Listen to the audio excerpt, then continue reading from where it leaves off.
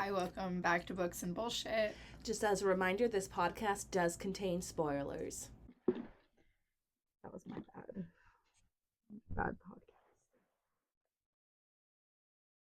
This week we read Phantasma by Kaylee Smith. Welcome to this week's discussion. Yeah. So, I overall rated this book a 4. I liked it. Kept me entertained. I gave it a 3 out of 5 stars. I found it really entertaining, and I really liked the general premise of the book and the idea and the characters and a lot of other factors.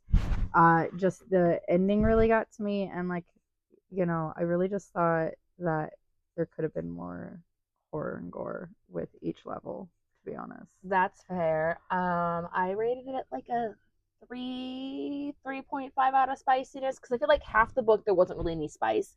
Yeah. And then the last half of the book was when the spice kind of picked up, and I did like how each scene of it got introduced. It very much flowed. It felt very natural when they did get spicy. Yes. But with that said, I also feel like the scenes weren't super long each time they got spicy. Now, given they were supposed to be, in a horror setting, so I think the thing that bothered me is that they couldn't get spicy without it either getting interrupted or having a really big fight at the end. Yeah. So I gave it a 3 out of 5 for spiciness, but only because like I said, the ending, you got to give them happiness once in a while. Yeah. There's got to be at least 1 or 2 times that they get to blissfully lay there together for a few minutes, and it kind of felt like they were either right in the throes of action and boom, someone's interrupting, or they, finish and then they're professing all of this sweet stuff to each other, and then all of a sudden one of them has an inner thought and they're like, no, we can't do this anymore, don't talk to me, and then they don't talk for 24 hours and then they're boning. Yeah. And while it felt natural that they were boning, it also was but they're just always arguing. It didn't feel like there was as much chemistry there as there should have. And I feel like part of it was because each of them were oh, we can't fall in love. After this ends, if they didn't lift, Blackwell's tethers, and they would never see each other again. So they're we can't do this. Yeah. So I understood, but also at the same time I was okay, but inside thoughts. Outside thoughts. I was also okay, but if you I don't know, the first time somebody be we can't do this. Okay, then hold to it, bitch. Fuck. Stay away. Well, we just keep finding each other. Okay, then we're fucking. We're fucking. And then don't tell me to stay away. We've already proven that's not gonna work. Yeah, and I think it was good spiciness. The scenes were incredible. I mean, I really enjoyed the writing of the spicy same. I just for a plot point of it, I wished that what's the word I'm trying to think of? That they just either boned and that was what it was, or they stayed the fuck away from each other. Yeah, and that they were I did like and we're running into each other when they were searching for clues. Yeah. I did like the details of the book a lot. I do feel like I had a good image of where she was at, especially in that mansion. Oh yeah, I definitely gave details a 4 out of 5. Yeah, I definitely think that there was a lot of details that let you know kind of what the aesthetic was, where she was at. I felt like I could put myself in the same place that she was. Oh yeah. I liked the characters, mainly because I liked the characters that you were supposed to had a really good job of making you like them, and the ones you were supposed to hate, like Cade. Oh, I hated that motherfucker. Oh my god! I feel like saying, she should have fucking killed him on what level was it, 3 or 4 when they were on the chessboard with the with the swinging sights.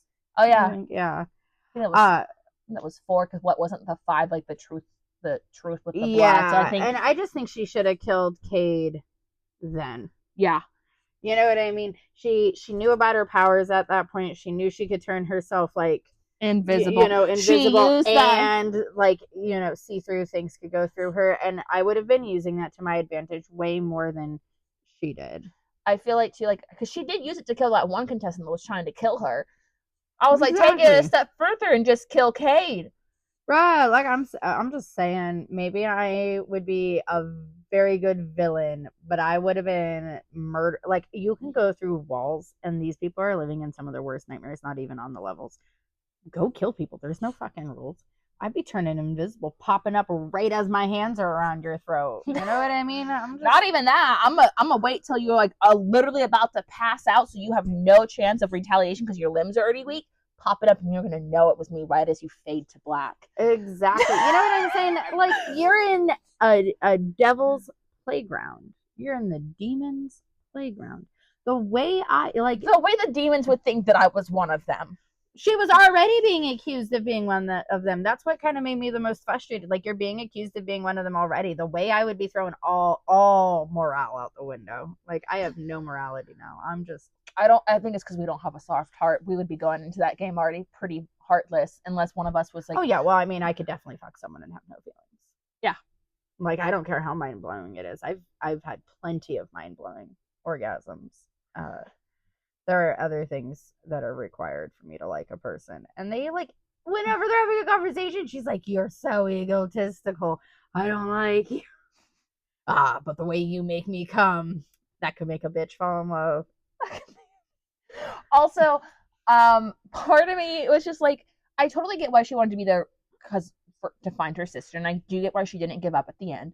But, like, I don't know if it's just because I'm kind of a selfish person. The way if I went in there trying to find, like, my sibling or my best friend, the way I would find you and then find out that we both have the same powers, the way I'd be like, so we turning invisible together and just the competition, and then one of us can just like forfeit, and then the other person can just take the grand prize. Also, right. And then the way I'd also be like, and since we're doing it this way, what do we want as our grand prize? Like, we got to make it so it's beneficial to the both of us. Exactly. So, like, and we're not keeping the house anymore, so who gives a fuck about the need for, like, the money to buy it back from the bank? You know what I mean? I really enjoyed how she laid out the details of New Orleans for the book. I felt like she did really good at building the landscape. Yes, I do. I feel like I feel like the plot flowed too. The plot flowed so incredibly well until the end. There was, I think for me, with the ending, with the being, you know, the Demon King putting her soul in the locket, but yet when they released it, when she said, I love you, and the locket got released, and her heart was connected to the locket, and he was like, because you completed our bargain, I can give you a new heart, but he couldn't lift the curse, and so the curse, you know, of falling in love with Phantasma, she'd have to tether her soul to him, but yet Phantasma was falling apart, so Phantasma would have been the thing to keep her alive if it stayed standing. That's what was confusing to me, because he brings up how he needs a tether in order to stay on this plane. Yeah. And that means that he tethered himself to her, and she's her tether, and by being she is his tether, and by her being tethered to him like that to keep him on that plane, she now has access to his heart and his lifespan, so she gets to stay alive, because while she has a new heart, her heart is tied to his. No, because she won the bargain, he was able to give her a functional working heart. He tethered her soul together, because if her soul was tethered to his, he could use his power constantly to keep his father's curse from being enacted on her. And they tethered the soul so the curse wouldn't affect her. But you see what I mean? It's all very confusing. But he gave her a working heart for completing their bargain of releasing him. So that was her gift for releasing him, was that she got a new working heart. But he was like, I can give you that, but what I can't do is undo this curse. So either they didn't undo the curse, and what was her curse? Because her heart was going to fail no matter what without the locket on. So the curse was Phantasma curse of falling in love. You know how, like, when Lucy got diagnosed as falling in love, the other dude couldn't touch her anymore without burning? Well, yeah, and her mom went through the curse of, like, she was repelled by her father, and her father was obsessed with her mother. But what were her side effects of the curse? Because she hadn't gotten to it yet, because magic was just starting to affect her. But it would have affected just her and Blackwell. And so he would have been back down into the underworld.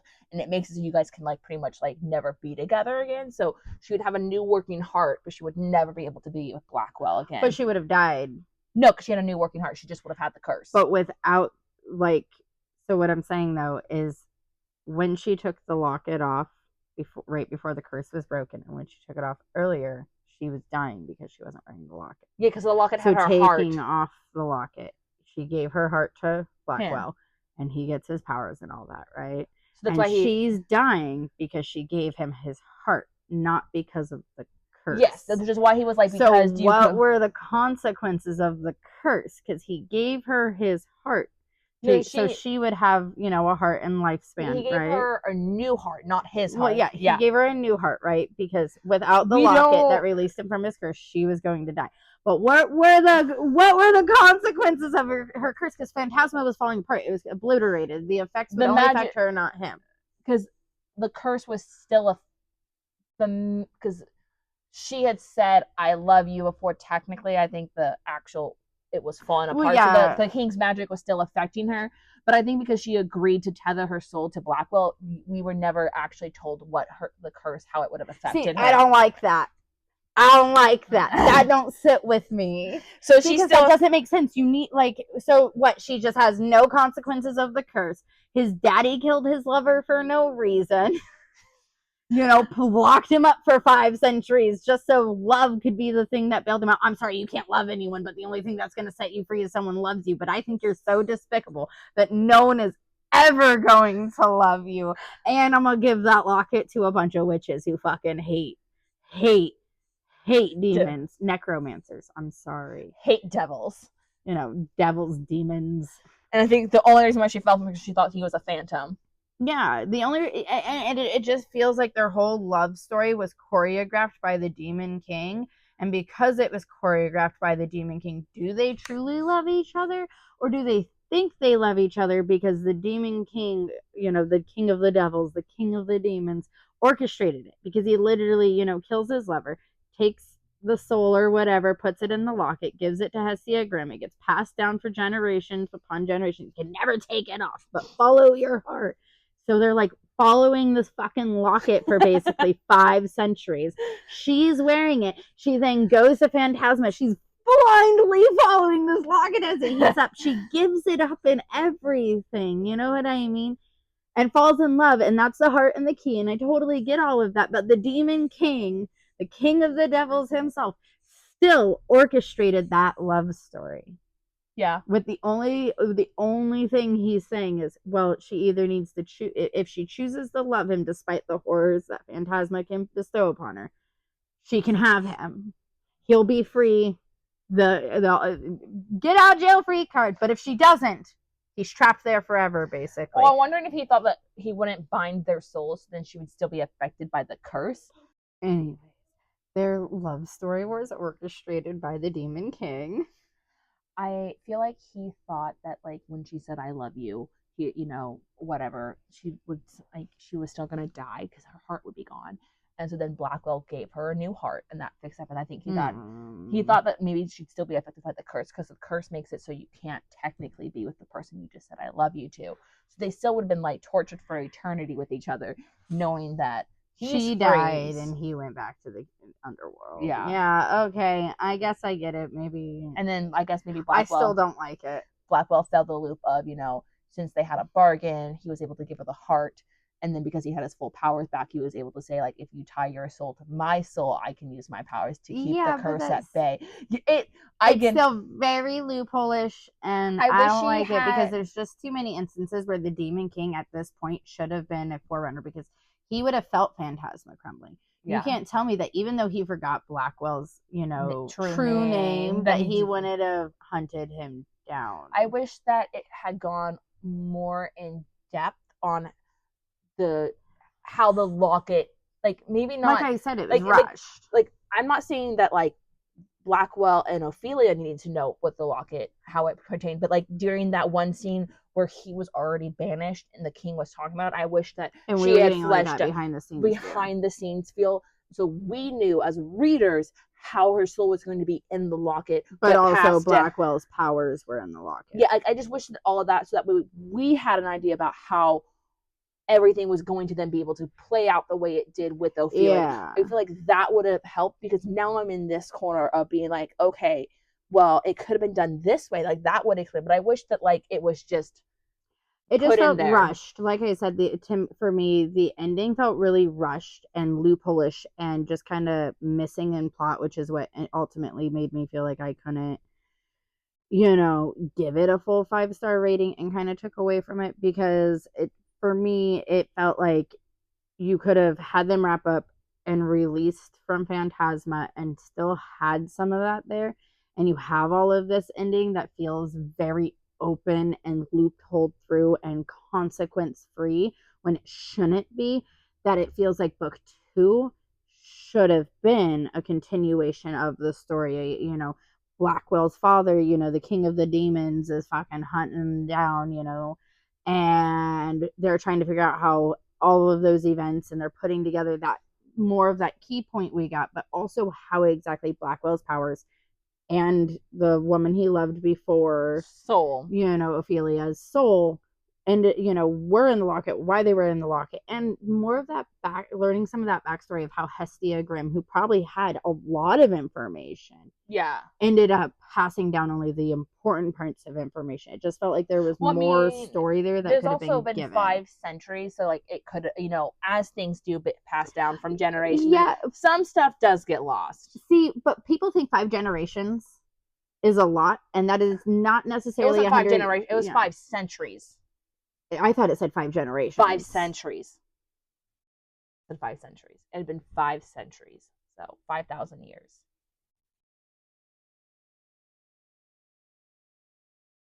I'm positive it said 5 centuries, because it said level 9, end of Phantasma, so I passed it, my bad. There it is. Right here. Because it was towards the end. Because he said,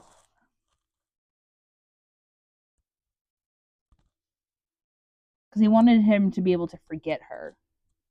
Because she was like, how long? And he was like, 5 centuries. Okay, yeah. So that was 5,000 years that he was in Phantasma. Yeah. Yeah, but see, and then Ophelia's. You would think if they could hold on to one line of "you just can't take this locket off," you know what I mean? That there would be a little bit more to it, you know.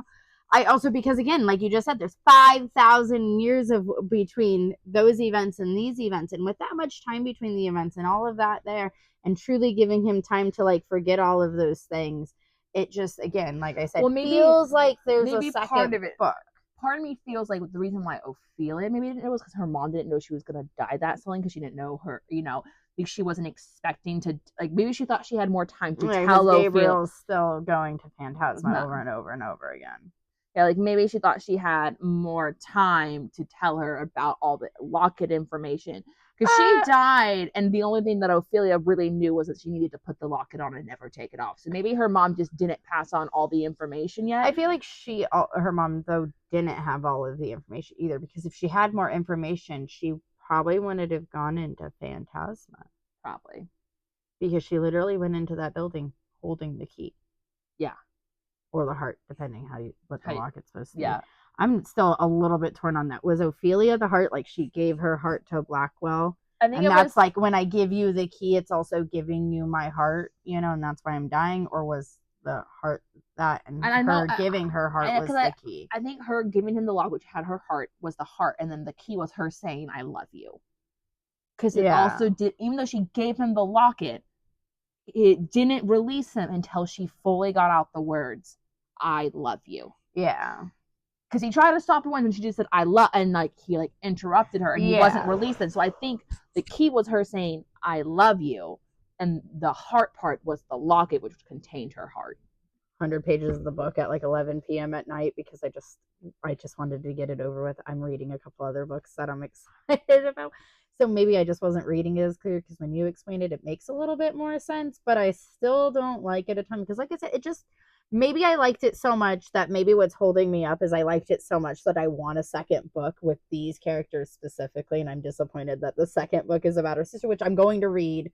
Absolutely, I'm interested enough that I'm going to read it in my spare time, but I just felt like these characters could have had more. I feel like there was, you know, they could have hunted it.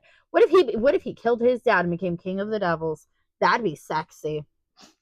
Fucking demon dick. All I'm going to say is, I think for me, I mean, I did finish the last 30 pages this morning. I'm not going to lie. It's a little fresh for you. Yeah. Part of the reason, though, is I kind of forgot that I had extra personal things that I had to do throughout the week, so I had less time to read than I thought I did. Yeah. So I finished it this morning. I do wish that I read it and read 3 other books this week with it. So I read 4 books this week and started a 5th. I can't read that fast. I read another one this week that's really good too. I do think though, I wish that as I was saying, I wish that in that scene where like the king was talking with his subordinates, that it was flushed out a little bit more on kind of how the magic part of that was going to work. Yeah. Because I feel like even if it wasn't fully given to us and we the still had readers should know, the characters don't have to. Yeah, that, but also even if we had to do a little bit of inducing like some stuff ourselves, I would have been fine with that. I feel like there's just so much on the magic that I'm kind of like, how is it all working? That I'm like, well, it could work this way, but it could work this way. So I just wish it had a little bit more on how that magic worked, so that way I wasn't so confused on, was it her soul in the locket, or when Ophelia was born, was the soul that was his original lover released into her body? Because he didn't Or say, is it not soulmate bonds at all, and he's just forgotten that lover, and now he's in love with Ophelia, and his powers were in the locket. It's just a little too gray area. Because like in the thing he did say like, keep her soul in the locket for 5 centuries, have it released then. So I'm kind of like, okay, was when Ophelia born the 5 century mark, so she got the soul, so she's technically his older, but like in a new body, but neither of them remember, but like she just has the but they recognize each other, and that's why the relationship's there. Or was this really just orchestrated that her soul was released, and that by her soul being released, it made it to where the locket would be able to be released once someone fell in love with it. Do you see what I mean?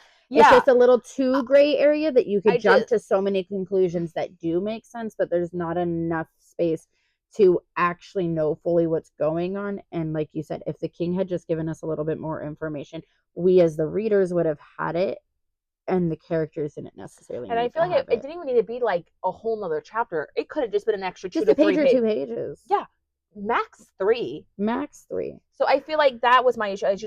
That's why I give it a 4 instead of a 5. I wish because I feel like I would have rated it a 5 if I had just those other few pages that just flushed out the magic. Yeah, for me, the 3 out of 5 came 1 from the ending, like, because I just felt like I felt like it was rushed. I felt like they rushed to wrap up there in the last about 100 or so pages, and because of that, it felt like instead of the potential of getting a second book, we just got the finishing of the first book.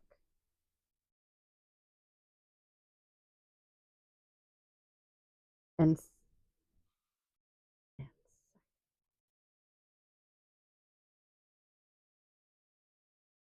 least they're quick. Right, what's the first thing I didn't like about second, I tried to stop you before you got to your second, like you were gonna end the thought.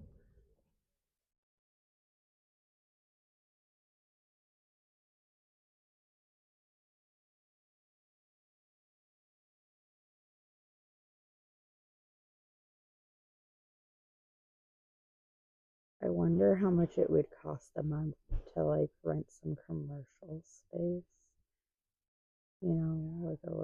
How like there's those old storage buildings. There's one, and you can like artist space, renting some artist space. I wonder how much it would be to rent one of those, and if we could find one big enough that I could almost forego my storage unit and put that stuff in there, and we could split the cost of the artist space.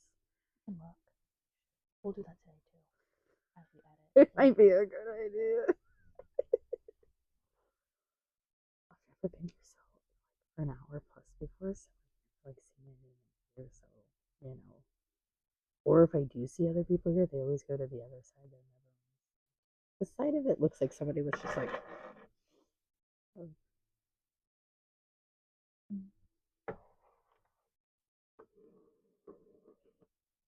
Wait, is there anything you're feeling for us to pick up?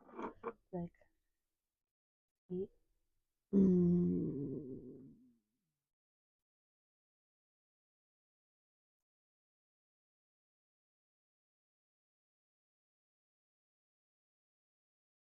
God, it's so awful. I literally had some Taco Bell yesterday, but my brain is like, well, there's always Taco Bell.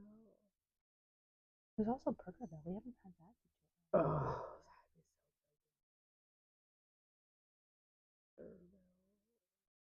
want the original burger.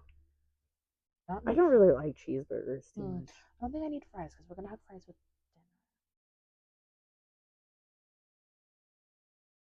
Unless they have the fucking rosemary fries, because when those are in season, it's just you know what I mean? It's like we don't need fries, but if they got it really depends what fries they have, because they have their standard fries, but you know throughout the year they get like the Walla Walla onion rings or the like sweet potato fries, and they're so good.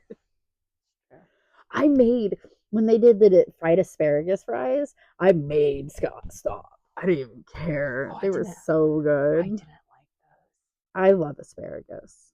I liked asparagus. I just didn't like their fry. Maybe it was the place we went to. Ours was mushy. Oh yeah, no, we were driving by one, and it was like there on Powell, right by where fucking like Benson High School, or not Benson High School, Centennial or whatever is the one on ghetto area of Powell down there close to downtown or whatever. We went to that one right there, and ours were so hot that we were like burning our hands through the bag. So ours was mushy. Yeah. No, ours was pretty good. So I didn't like them, and then I couldn't. Pouch in there? What did they do? Another pouch? So I couldn't do it. So, and I never went back for more. We look so good on camera, though. I would say the only thing from what I'm noticing now is you might want to tuck your hair a little away from your face. You can't see your face. There you go. Sorry. You got to see your face. I'm an emo kid. I've been having to do the same thing too. Make sure it's back because you want to, you want them to feel like you're like pulling a little Violet from The Incredibles over there. My hair does whatever the hell it wants. I should really just do like a braid, cute little braid tuck. Next time that would be good because then I can have a cute little centerpiece. Yeah, I need to figure out something to do with my hair too. Because I could do like a braid like that, and then this would just be braided back and then clipped. That would be very cute. At least this episode we're gonna have clips. It's gonna be so much easier to edit release in the same day now that we know. Gets interrupted a bunch of times during our podcast, so you have to go through and actually watch to find these. I know. At least we'll watch. Because we'll have to. Not happy. I'm not either. I mean, we won't have clips though. You want to know why? Because when we do our first one, we don't want to have clips. We don't want to clip it out. We want to just find these and delete them until we can have our singular. And then. So I was thinking for around your birthday, for the episode around there, maybe right before we go, since we'll be kind of traveling when we release, we should read a couple like novellas, the 100-page books, like read a couple of those and meet up and talk about them. Yeah. And then have it queued to release several on the road trip.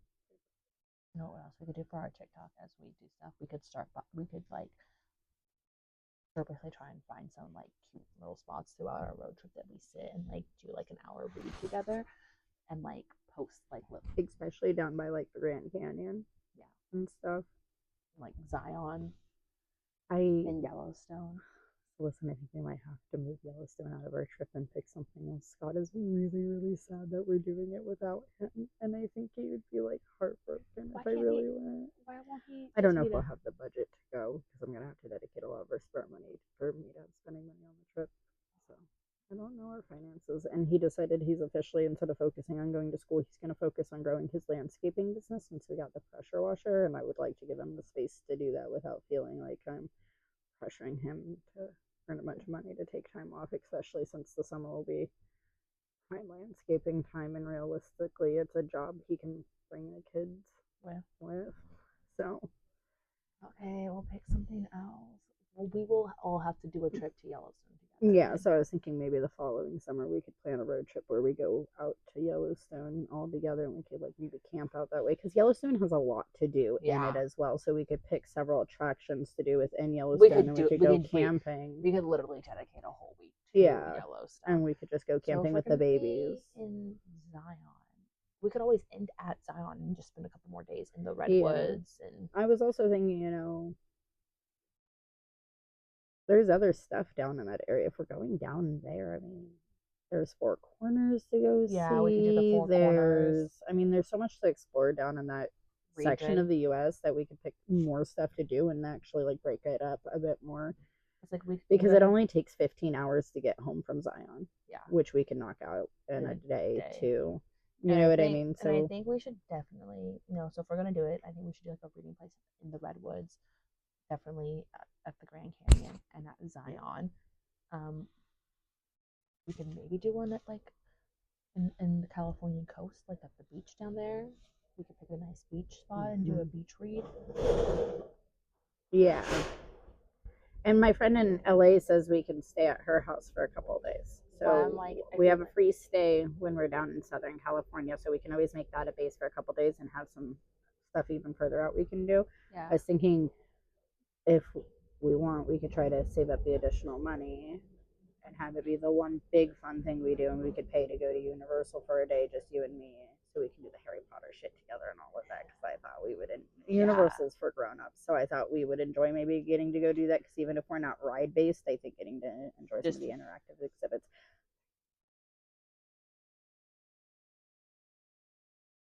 Secondly, the other thing I just didn't really enjoy about the ending, other than the fact that it felt really rushed and like there could have been a second novel, is I just really felt like we got that little teaser chapter of his life before and got a little bit of information, and it just could have gotten a little more. Not even a whole chapter, like you said, just a couple pages. The other thing that really kind of took another star off for me is, like I said, with the spicy stuff, that even though the spicy scenes were well written and I really liked the wording used and I thought it was really sexy, I really just didn't enjoy that they kind of, every time, I need a distraction. Oh, we're getting real hot and heavy, demon. Oh, we're getting hot and heavy and we finished. Oh, I can't talk to you. I can never see you again. Stay away from me. But you're still going to hold up our end of the bargain, right? Well, of course I am. Well, fine. Disappears. 12 hours later, falls through a ceiling into his lap. Oh, I just can't live without you. You're the sun. If falling in love with you means I'm going to burn, then let me burn. Don't talk to me again. Hot and heavy. Knock, knock. It's your sister, bitch. You know what I mean? I actually loved when Genevieve finally showed up, because I kind of felt like by the point Genevieve showed up that Ophelia had low-key abandoned her quest to look for her sister.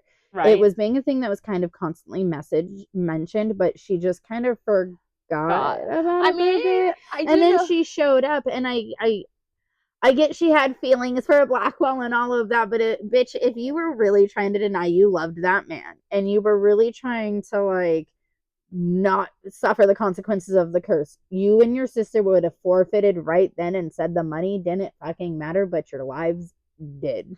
Because also, Ophelia, the whole reason why Genevieve went was to try and save Blackwell Manor.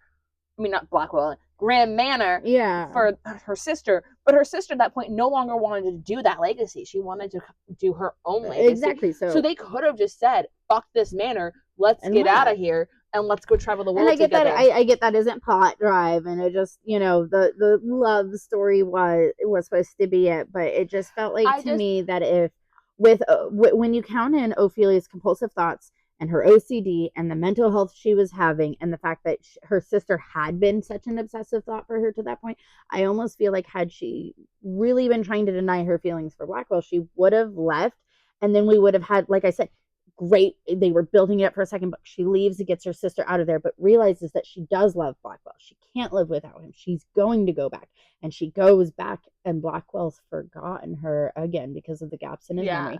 But now she has more information than she does. She doesn't enter into the bargain with him this time. Spends a bunch of time breezing through levels and tracking down information, and that's when she could put together all of that information that we didn't get from the Demon King, finds it and then realizes that her love for Blackwell is what's going to set him free, and she has the key, and then she consciously chooses that she's going to die in order to let him have his freedom, curse be damned. Yeah. And then she releases him. He gets out. They do all the same stuff at tying each other together. All those loopholes still work because now we have research that makes it seem viable, and we get 2 books like I wanted.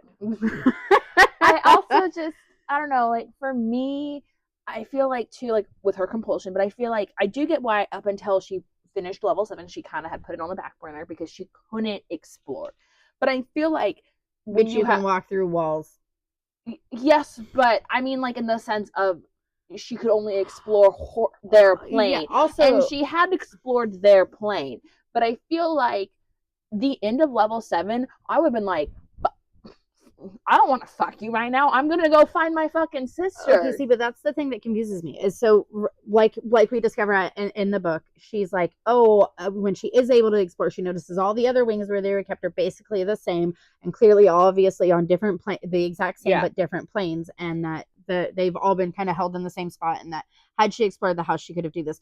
She is a specter and a necromancer who has untold abilities and falls through things like whispering gates. And yet she couldn't escape her own linear plane and accidentally fall through into, like, what if they were in the same room but on different planes?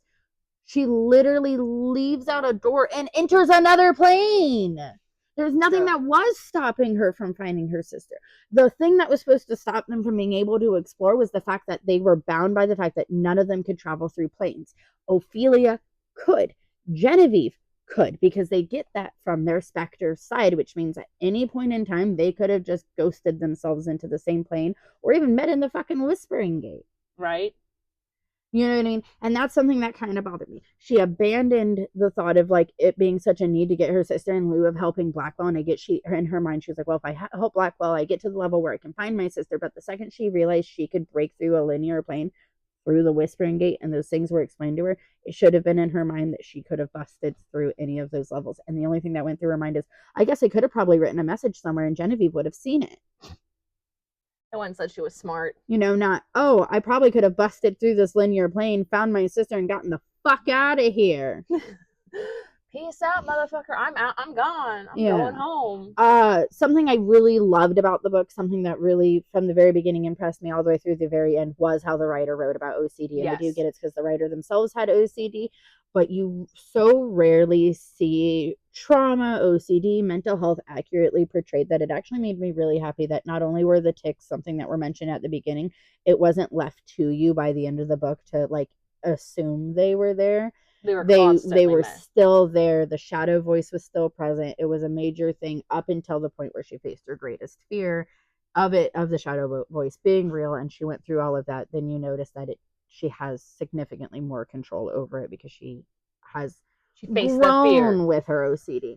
That's something I really liked, because in a lot of books, you know, especially these I'm a super traumatized female books, you get this woman or, you know, young lady who's been beaten, starved, sexually assaulted, all of these other things through her childhood, and then she meets a man and she's got some triggers at the beginning, but he says he loves her enough time and shows up for enough time. By halfway through the book, you have to assume those triggers are just there. They're just not the forefront anymore.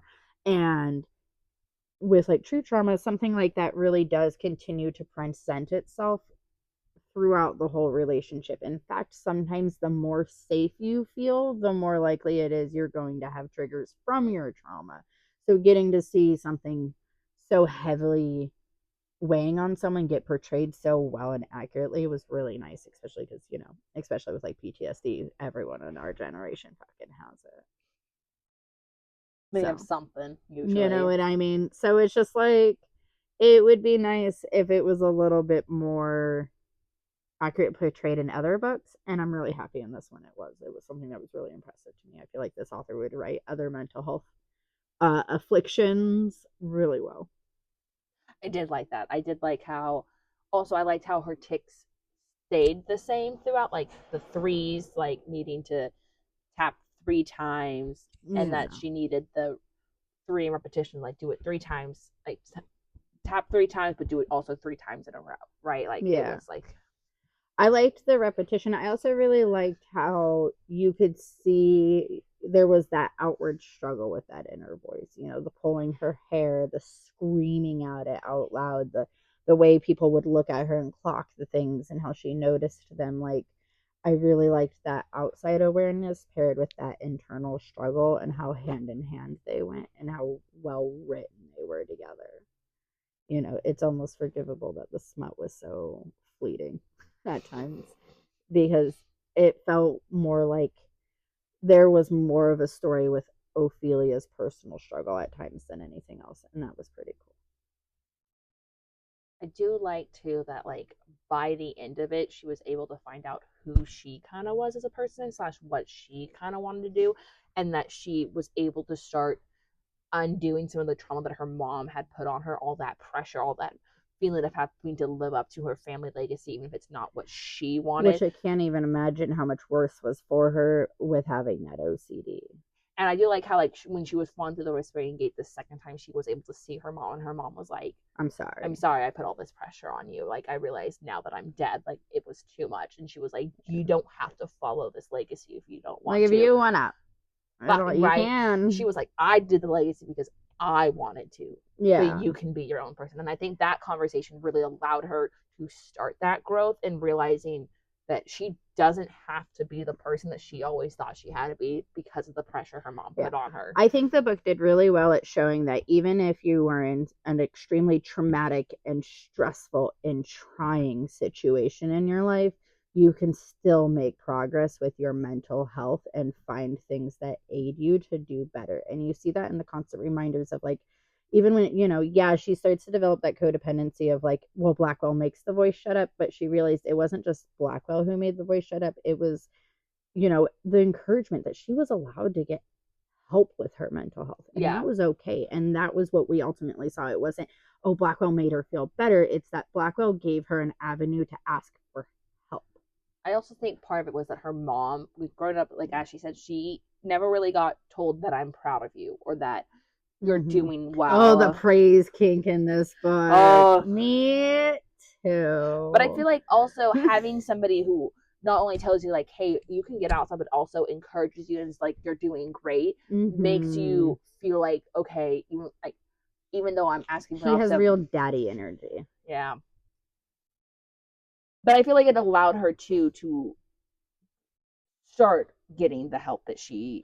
Yeah, I think... And relying on outside people a little bit more. Recognizing that she can get help, and that, she talks about how she feels like a monster and like a terrible person because of the things the shadow voice says, and that she's always having to convince them not to, not force her to do.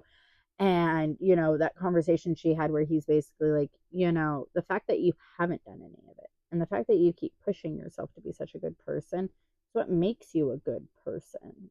Yeah. Like, all of us have bad thoughts. All of us think terrible things, but, like, the difference between actually doing them and not doing them, and the fact that you fight doing them all the time, it makes you braver than most. Right? Like, because it's one thing... That praise and encouragement. But it's also, like, he also pointed out, it's one thing to do good deeds, thinking that, oh, I'm going to do this good deed, so then I'm going to get this benefit. She was trying to do good deeds just because it was the right thing to do. And doing a good deed to gain benefits is almost as bad as doing a bad deed, because you're not doing the good deed for selfless reasons or because you think it's actually the right thing to do.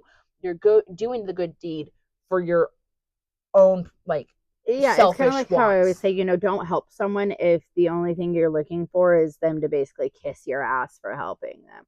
Help people because you actually want to help them, And Ophelia is just such a good character. She's written really well. She's so strong, but so blind to it. And I liked how through the book we get to watch her become more aware of just how amazing she is, and her actually start to challenge even her own thoughts for growth. Yeah. I felt like it was done really, really well. I feel like Blackwell was another really well-written character, very charming. I felt like when it was revealed that he was the Prince of the Devils, I wasn't, like, surprised. I had an inkling, but the twist in his character, that first part of that scene, was surprising. And it was because he almost seemed like vindictive, like he was almost like, there is no way you could ever love me, and she was like, you know what, actually I fucking do, shut the fuck up. She's like, joke's on you, bitch, I get to decide who I love and you don't get to make that choice for me. Nope, you can shut up. I love the way she talks to devils and demons and all sorts of paranormal, because she just, you would think for someone as fucked up in the head as she is, she would be a little bit like, no, Mr. Devil, please don't hurt me. And instead she's like, you want to shut the fuck up? You want to turn that ego down? She's talking to Sinclair and she's like, "Fuck off." bruh, you're ugly as fuck and your ego sucks. I could scare you for hours. My head's a nightmare, bitch. I also like how she looks at him and just goes, "Fuck off." Oh yeah. Just no hesitation. Just I don't want to talk to you. What about if I give you this bargain? No, get the fuck out of here. What part of get the fuck away from me? Do you not understand? I thought you were smart, but you're acting pretty fucking dumb right about now, dude. She's like, I thought I was pretty clear when I said fuck off. I didn't know you needed me to spell it out for you. Yeah. So I do. F is this letter in the alphabet. So I do like that. I do like how when other demons tried to get a rise out of her to an extent, like, you know, sometimes they were able to do it a little bit, like, you know, when Jasper came into the room as they were fucking, she was a little bit like, what the fuck you doing here, bro? Rhea got under her knees. Under her skin a little. Got under her knees. You know what? That man, he really gets under my knees. Oh, God. You know what? I'm gonna stick with it. Got under her knees. Got under. Yeah, okay. You know, that real frustration. You want to knee someone in the fucking face. God, I wanted to knee Kate in the face. Oh my goodness. The way it took her way too long to kill that man. Oh. Also, I like how nobody was sad that he died too. His cousin's name, Lucy, right? Yeah. Who the fuck was aiding her? Who did she cut a deal with? Because we know she fell in love with that other dude. Yeah. Levi or Levi or I don't fucking Leon. know. Leon. And stuff. And he didn't love her and all of that. But she got injured in that one level, right? Remember, no, she got cursed. No. Earlier, when they were climbing up through the metal cages or whatever, one of those levels, remember she had the gash on her like shoulder area. I think they talk about it. And she talks about how she didn't, Ophelia talks about how she noticed she didn't have it before the level. And then after the level, it looks like it's mostly healed, like she's had it for hours. Who healed her? Well, it also said that she had opulent, like, secrum.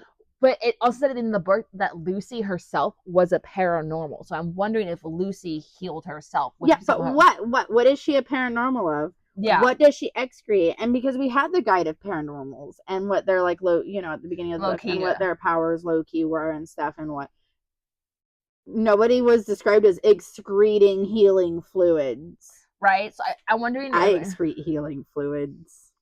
Bet you do.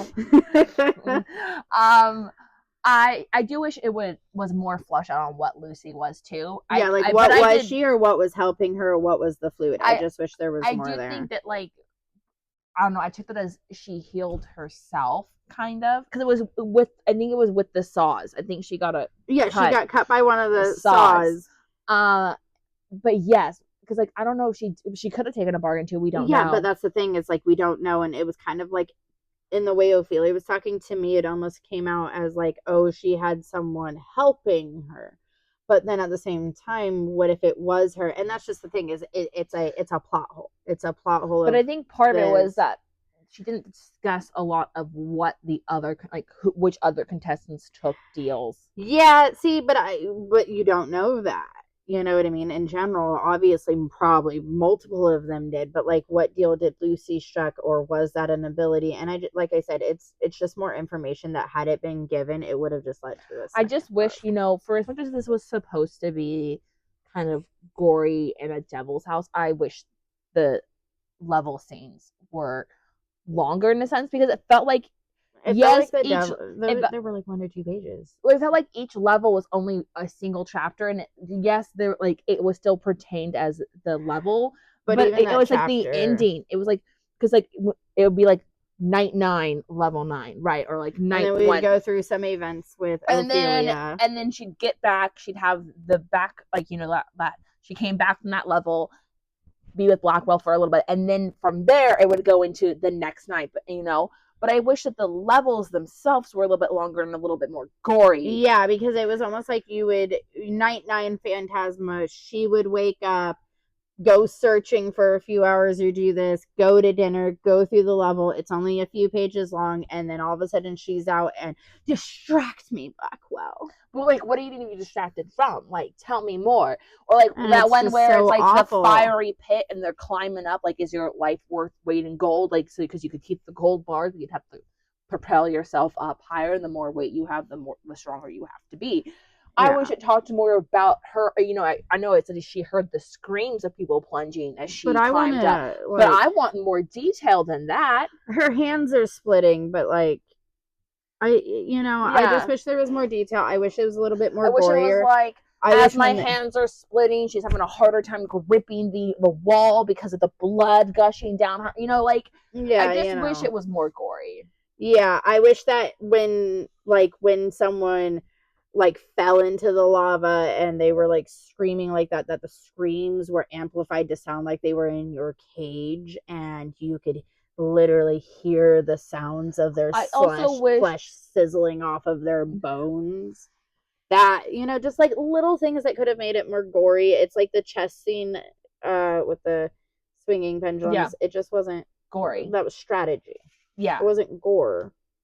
I also wish that like part of it was, yes, Blackwell to an extent ended the haunts for her, but I don't know about you, but if I'm climbing up and I'm hearing people screaming because they're sizzling and dying in lava, the sound of people screaming in death is going to haunt my dreams for the rest of my lifetime. Well, she's fully distracted. Those orgasms. No orgasm. Those orgasms so strong, so powerful that the sounds of people literally being burned alive obliviates from your mind.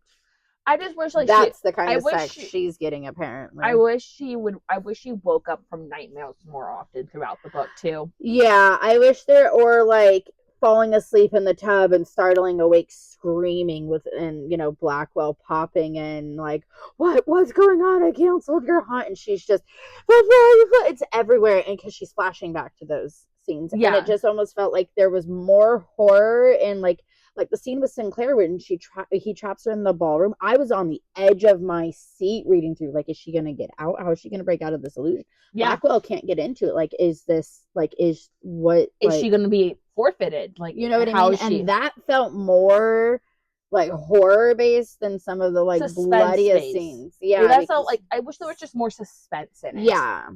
I think that's what it is, because like that had suspense in it, because you were like, oh my god, is she gonna make it? Yeah. And also with that one, she didn't get the clue. She had to go straight from that illusion into the level. So I wish in that level it had been a little bit harder for her, that she was, because she was supposed to be exhausted. She had just danced for fucking hours by herself after not sleeping. Also, I don't know why she was ever curious about what Sinclair could offer, with how much she was like, fuck you, fuck off, I don't like you. But like, tell me everything. I mean, granted, Sinclair is the only reason we got some of the information we did get to get some of the answers. But again, the second Sinclair told the story about the Devil's Son and all of that, and the story behind Phantasma, I was like, okay, well, obviously it's Blackwell, because all of them treat him like shit. Yeah. Yeah, no. And so I just kind of felt a little like, so much of it was so good, but then some of the parts that were rushed were the parts that needed the most detail. Yes. And so I don't know. I feel like that was my biggest thing too, is that part of this, for being a book that was supposed to be about her living in a house full of devils and demons, and going through like this sick, twisted game that you can't fall in love and you can die. And it felt very lackluster when it came to the death scenes. And I know that Blackwell other than Cade's death. That was beautiful. That was amazing. I loved that. But also, she didn't strike the deal with him the first night. So I wish like her haunts until she struck the deal had been a little bit more flushed out. Yeah. And gory. Oh, she's in the bathroom and all of a sudden one starts and she just simply opens a door and gets out of it and falls through the ceiling. I wish like her powers hadn't manifested so early, I guess, and that maybe she had been stuck in that haunt for just a little bit longer. Like not even waiting for them to manifest later, literally just like her stuck in that haunt for a little bit longer than she was. Or like, even if they did manifest and she fell through, the whole building is supposed to be going through a haunt, so she falls into another one. Yeah. Right, it's still her power still could have manifested then. Maybe she falls through a couple haunts before she falls into Blackwell's lap and he gets rid of the haunt for her. Right. I just, it was supposed to be this.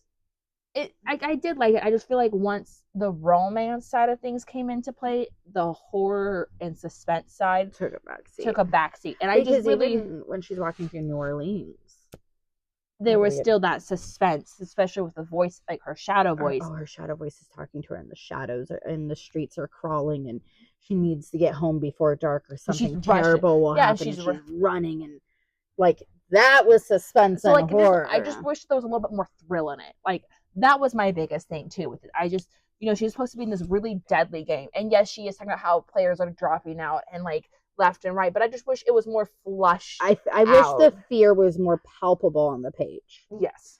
It almost felt like Ophelia was going through the games in a detached way, despite the fact that she kept expressing how traumatized she was feeling from the games. I wish we got the trauma. Yeah. I wish I was going to bed each night a little scared because I read the book. Oh yeah, like I wish the demons, she's talking about their demon marks and they're not even that like scary. I want to see somebody with a split fucking tongue and black eyes who's got flames coming out of his ears or some shit, and blood dripping from his eyes. I want to see some scary shit. You know what I mean? I want the next demon to come in full back bend with horns coming out of his nipples and a tail coming out of his mouth. You know what I mean? Like these are supposed to be sick, twisted, like bottom of the barrel, fucked up, torturous as beings. But no, they each have just... Even Cerberus had multiple heads. Nobody had 2 heads. No. 3 eyes. No 2-headed demons. Some of them just had cat eyes. Yeah, you know what I mean? It felt really well laid out, but it almost feels like the author had a really good idea, started to run with it, did really well with it, wrote out a general plot line in the beginning and middle and end, but then rushed some of the details because they weren't quite sure how to fill them in. And it should have been either filled in a way that there could have just been 2 books for Phantasma, or not so much should have been given to you. Yeah. I think that's part of it, is you were given all these, you're getting this intrigue with Lucy and what's happening with her healing, and where's Genevieve, and we need to help Blackwell, but what's Sinclair up to, and why is he so adamant that Ophelia needs to leave? And all these other devils are making her jealous, and here's Poe the cat, and secret rooms, and whispering gates, and she's half specter and half necromancer, and other paranormal beings are in here, and this house is huge, and just... and my mommy died and I'm struggling with that and the OCD, and it just felt like there was so many things going on that if maybe we had made more of the other players just even more background than they already were, and we weren't having those little inclinations with them at points, it would have had more space. Or if like I said, it just feels like this book deserved 2, not 1. Yeah, I just wish it had more horror in it. But overall, I would recommend it. I want everyone to read it. I'm going to read the second book, even though it's going to be following Genevieve. I'm still going to read it. It was good. It kept me entertained. It was an easy read. I knocked out the first half of it in 24 hours and then paced myself through the last half to just make it so I wasn't totally numb to it by today. But I found it very entertaining. It definitely opens my interest to maybe finding other books in this category that are maybe a little bit more gruesome, based. I think it definitely is a good, if you are interested in reading horror thriller novels, but you are worried about heavy levels of gore, this would be a really good starter book. The romance, the storyline, the gore, they're all very digestible. Yes. Do you think it's a good entry book into this type of genre of books? Fantastic for entry level work, but if you're wanting something bloodier, something sexier, something a little bit more complex, there's other books. Yeah. But if you're wanting to see if this is your style of book, this is the perfect read. I feel like for me, especially because I'm not super into horror thriller, that this was so good it actually showed me that I probably am more into it than I thought. I always knew I liked horror thriller in a fantasy-based setting. Whew, like I do not like real life like horror thriller. I never really liked. I thought because I didn't like real life horror thriller that I probably wouldn't like it too much in fantasy, and learning that I probably would really enjoy it really opens that up, because I will say I'm definitely more of a high fantasy kind of fantasy girl. I like a lot of detail. I like the love to be prevalent, but I like when there's different factions of multiple magical beings and they're all fucking fighting with swords and riding horses and shit like that. The highest level of horror thrill I like in real life is dark romance. That's about as far as I can get. Yeah, I like dark romances. Like when he's a mob boss, CEO, billionaire mercenary, who murders everyone but will burn the world to protect her. Oh, absolutely. Give me that. I just never. So nice. I don't know. I think it's because the first real life one I ever tried to read was it, and I hate clowns. Oh my gosh, dude! I bought it thinking, I'll read it. It's Stephen King. It's popular. I wanna read it for the movie and stuff. And oh my fucking god, I got a chapter and a half in, and I just felt like my eyes were bleeding. I do not like Stephen King as an author, though. I definitely have learned that. I never tried to read it because I fucking hate clowns. But yeah. I just don't like Stephen King very much as an author. You're good. But yeah, overall, I really did like the book. I would definitely recommend it if anybody was like, hey, should I read this book? Answer 100% yes. It's a really good read. But it's a good introductory. Mm-hmm. And I feel like that kind of concludes everything I feel about the book. Is there anything... I mean, me too. I feel like well done book. If you like it, you should absolutely read it. It's a good read. It's solid. If you're not into thriller or horrors, you probably wouldn't like it. However, like I said, 3 out of 5 stars. I am trying to be as fair as I can, but I actually really liked it. Yeah.